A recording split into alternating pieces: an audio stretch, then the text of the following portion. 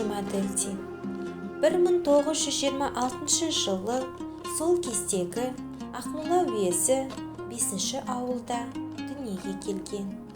Жазушы, өлкетанушы, КСР жазушылар одағының мүшесі. 1943 жылы Ынталы орталау мектебінде мұғалім болды.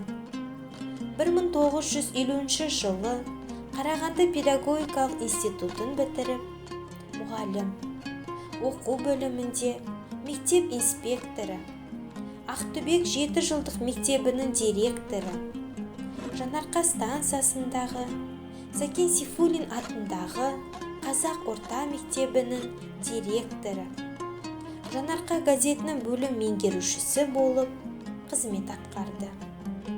Асан Жұмаділдин 1946 жылы Советтік Қарағанды газетіне басылған Жанарқа атты тұңғыш өлеңінен бастап, бүкіл саналы өмірін, туған жерін жырлаумен өткізді.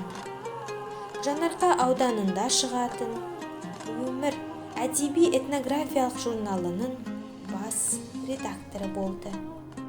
12 повесть, 2 роман, 100-ге жуық әңгімелері, 200-ге тарта очерктері, 30-дан астам сын рецензиялары жарық көрді.